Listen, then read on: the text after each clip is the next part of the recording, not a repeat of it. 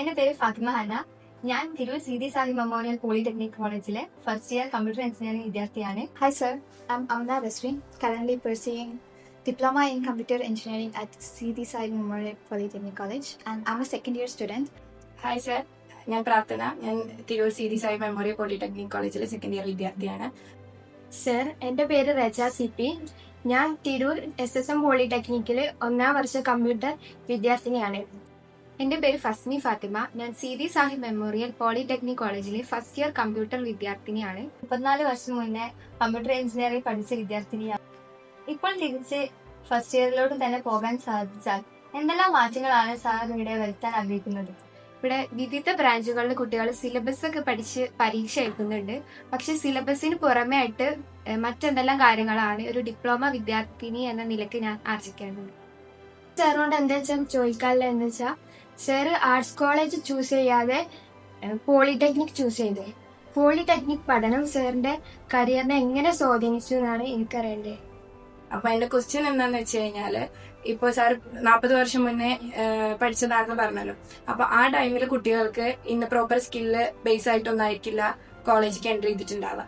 അപ്പോൾ ഇപ്പോൾ എന്ന് പറഞ്ഞാൽ കുട്ടികൾക്ക് പ്രോപ്പർ ആയിട്ട് സ്കില്ലുണ്ട്, അവർക്ക് ഇന്ന സ്കില്ലാണുള്ളത്, അത് ഡെവലപ്പ് ചെയ്യാൻ വേണ്ടിയിട്ടാണ് പുള്ളിക്ക് എൻട്രി ചെയ്യണമെന്നുണ്ട്. അപ്പോൾ അത് വെച്ച് നോക്കുമ്പോൾ അവരുടെ ആ സ്കില്ല് ഡെവലപ്പ് ചെയ്യാൻ ഇന്നത്തെ പോളിടെക്നിക് എഡ്യൂക്കേഷൻ എങ്ങനെയാണ്, പ്രാപ്തമാണോ അല്ലയോ എന്നാണ്. My question is, what message would you give to the students considering admission at the Polytechnic? സാങ്കേതിക വിദ്യാഭ്യാസത്തിന്റെ ലക്ഷ്യങ്ങളിൽ വലിയ മാറ്റം വന്നിട്ടുണ്ട്. 34 കൊല്ലം മുമ്പ് ഞാനിവിടെ ഒരു വിദ്യാർത്ഥിയായിരുന്നപ്പോഴുള്ള ലക്ഷ്യങ്ങളോട് കൂടിയല്ല ഇനി ഈ ക്യാമ്പസിലേക്ക് ഞാൻ തിരിച്ചു വന്നാൽ ഒരു ഫസ്റ്റ് ഇയർ കമ്പ്യൂട്ടർ സയൻസ് വിദ്യാർത്ഥിയാണ്. ലോകത്തെമ്പാടുമുള്ള തൊഴിലവസരങ്ങൾ, അതുപോലെ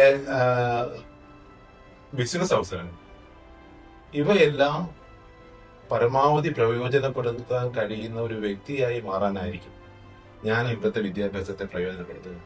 ഞാൻ 1985 CD സായി മെമ്മോറിയൽ പോളിടെക്നിക് കോളേജിൽ നിന്ന് മെക്കാനിക്കൽ എഞ്ചിനീയറിംഗ് ഡിപ്ലോമ എടുത്താണ്. എന്നെ സംബന്ധിച്ചിടത്തോളം ഈ പുതിയ ഡിപ്ലോമ കോഴ്സിന് ചേരുന്ന കുട്ടികൾക്ക് നൽകാനുള്ള ഒരു മെസ്സേജ്, നിങ്ങൾ സമൂഹത്തിലെ ഏറ്റവും ഭാഗ്യവാന്മാരാണ് എന്നതാണ്. കാരണം നമ്മുടെ വിദ്യാഭ്യാസ കൾച്ചർ SSLC പാസ്സായാൽ പ്ലസ് ടു കഴിഞ്ഞാൽ ഡിഗ്രി കഴിഞ്ഞാൽ PG എന്ന ഒരു സങ്കല്പത്തിൽ നിന്ന് മാറി ചിന്തിച്ച വിദ്യാർത്ഥികളും നിങ്ങളെ അതിന് ചിന്തിപ്പിക്കാൻ പ്രേരിപ്പിച്ച രക്ഷിതാക്കളുമാണ് നിങ്ങൾക്കുള്ളത്.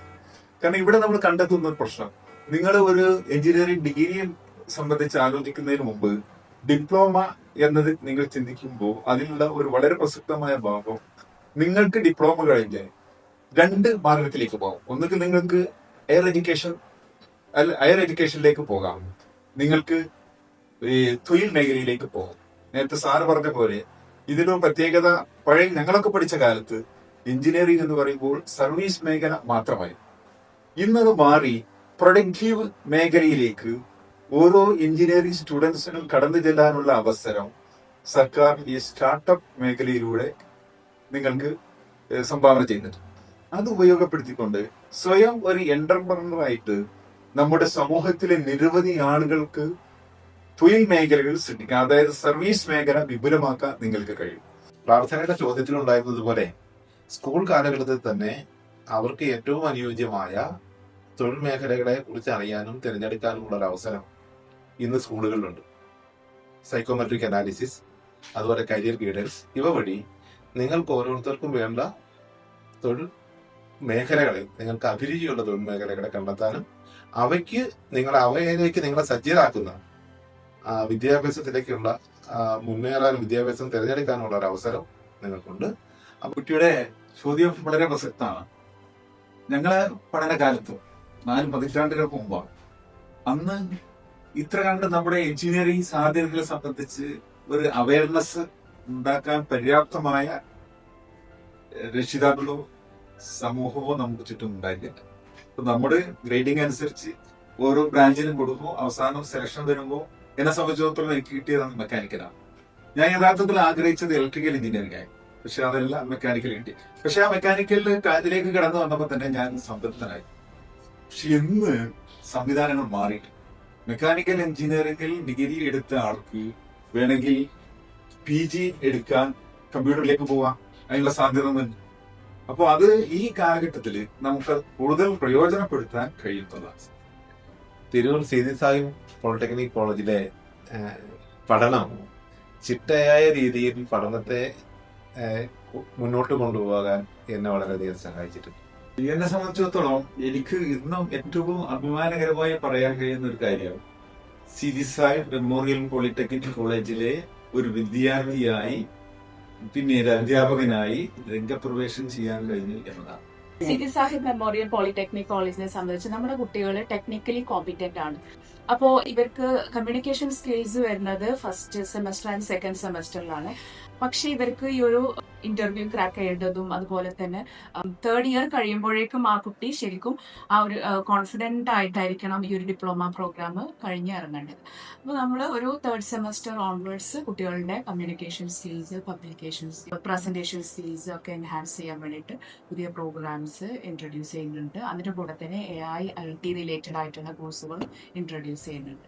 പോളിടെക്നിക് കോളേജ് നമുക്കറിയാവുന്ന ഒരു കാലത്ത് ഇന്നും കേരള സംസ്ഥാനത്ത് ഏറ്റവും നല്ല പോളിടെക്നിക്കായി നിലനിൽക്കുക. ഈ കേരളത്തിൽ മാത്രമല്ല, ഇന്ത്യക്ക് പുറത്ത്, GCC കൺട്രിക്ക് പുറത്ത്, യൂറോപ്യൻ കൺട്രികൾ വരെ ഇവിടുത്തെ നമ്മുടെ SSMന്റെ പ്രോഡക്ട്സുകൾ ലോക പ്രശസ്തമായ പ്രോജക്റ്റുകളിൽ അവരുടെ പങ്കാളിത്തം ഉറപ്പുവരുത്തിയിട്ടുണ്ട്. ചന്ദ്രയാൻ, അതേപോലെ തന്നെ ദുബായിലെ അമ്പരചുംബിയായ കെട്ടിടം, അതിൽ മുഴുവൻ നമ്മുടെ പാർട്ടിസിപ്പേഷൻ ഉണ്ടായിരുന്നു. അതേപോലെ തന്നെ നിങ്ങൾ ഏതെങ്കിലും മേഖലയുമായി ബന്ധപ്പെടുകയാണെങ്കിൽ ആ മേഖലയിലൊക്കെ SSMന്റെ ഒരു കയ്യൊപ്പ് ചാർത്തിയിട്ടുണ്ട്. വീണ്ടും കയ്യൊപ്പുകൾ ചാർത്താൻ നിങ്ങൾക്ക് സാധ്യമാവട്ടെ എന്നാണ് ഞങ്ങളുടെ പ്രാർത്ഥന.